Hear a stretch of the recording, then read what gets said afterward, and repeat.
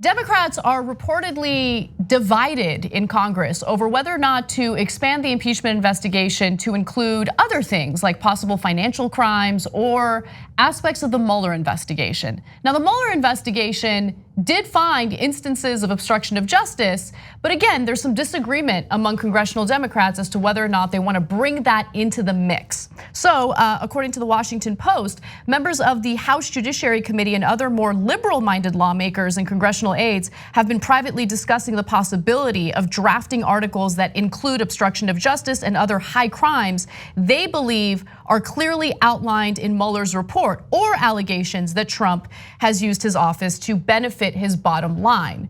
Now, I gotta be honest with you, I think that the ship has sailed when it comes to Mueller's report and obstruction of justice. Really? I do, and I'll explain why in just a minute.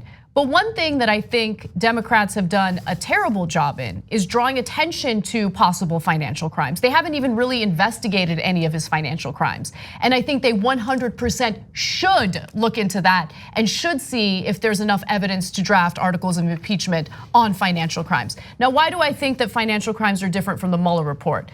No, look, messaging matters, and Democrats have lost the messaging war on the Mueller report.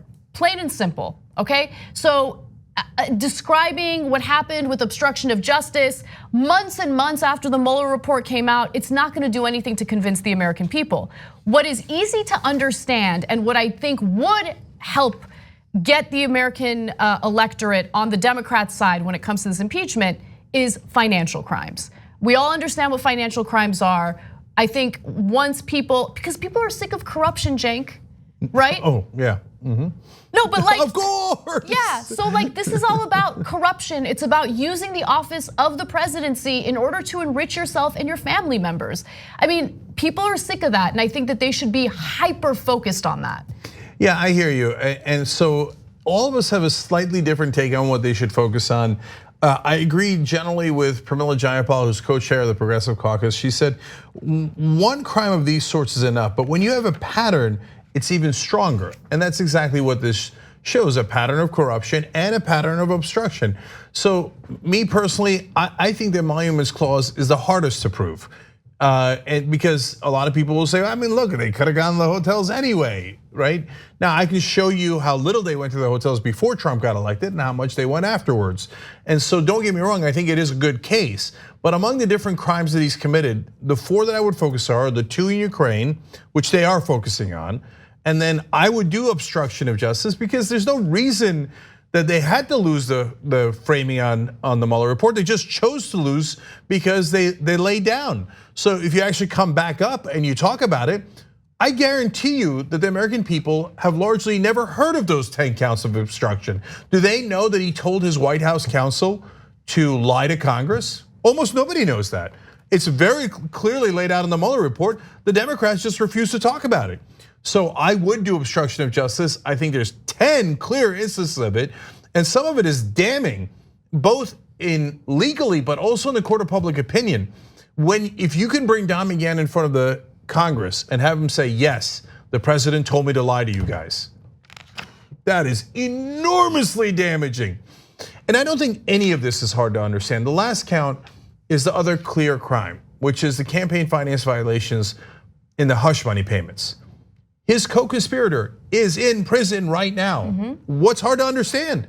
He belongs right there with him. They conspired on that same exact crime. They both belong in prison and only one of them is. So I would do those four crimes. And now the interesting part of the conversation, or the second interesting part of the conversation, is why they're not, okay?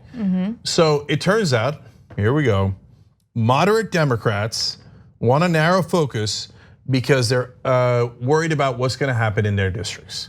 So they say, well, look, my district is leaning a little GOP, and so we should keep this really narrow.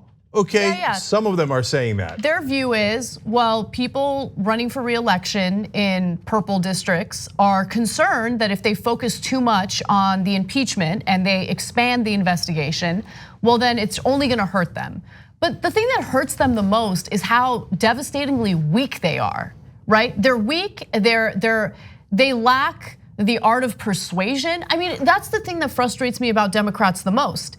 they don't understand messaging. They haven't in a long time, and they keep drawing parallels between this impeachment process and what happened to Bill Clinton. Because as we know, Republicans in their impeachment investigation into Bill Clinton, cast a very wide net, right? Yeah. And it worked against them because it started off with a possibly shady real estate deal, and then it ended up being an investigation into his personal sex life.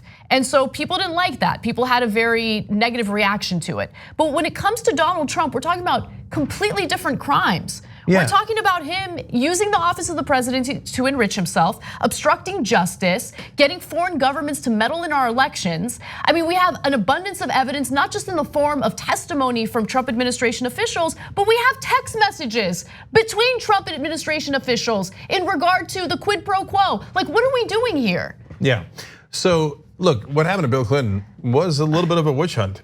They pretended to care about real estate and money, and then they're like, screw it, let's go after his sex life. So that is not what's happening here. We have 4 super clear crimes against Donald Trump. All right, but now I want to go to the other half of the moderates who actually think it should be broader and more charges should be brought up. And I was like, hey, look at that, maybe they're finding a backbone. I got excited for like half a paragraph as I was reading that. And then it turns out, no, they want more charges so they could vote against some of them, so that they could go back to their districts and go, hey, see Trump voters who are never gonna vote for me? I'm actually voted to acquit him on half the charges. They're so my God. It's the resistance, guys. This is the resistance, right? This is the impressive resistance by Democrats. Oh my God, they're vomitous. But I want to show you something real quick, Cenk, because Ari Melber on MSNBC recently interviewed Representative Ilhan Omar on this and asked whether she thinks it should be narrow in scope. And here's her answer. Right now, I think it is really important for us to have it be narrowed because this is a very concise case. Regardless of the shenanigans that the Republicans are engaged in at the moment, the public can clearly understand where the violations are. I've used examples where you've had mob bosses who have committed atrocity after atrocity, have violated our criminal codes of conduct, and we got them on one narrow case, but they get to serve time.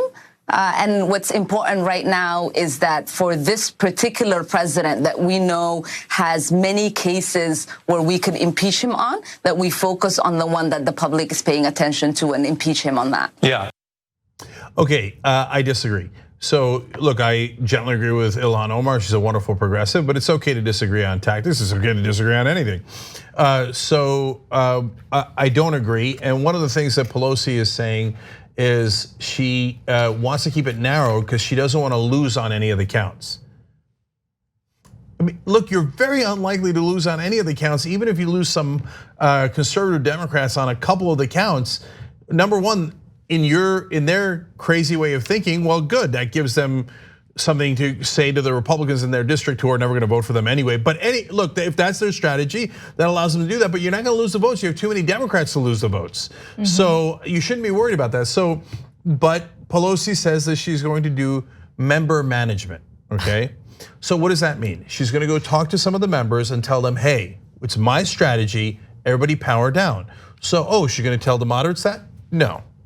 Of course, as they explained in the Washington Post, that she will be setting expectations for the more liberal lawmakers and telling them, no, you'll do as you're told, I'm in charge. And it looks like Pelosi's leaning towards keeping it narrow.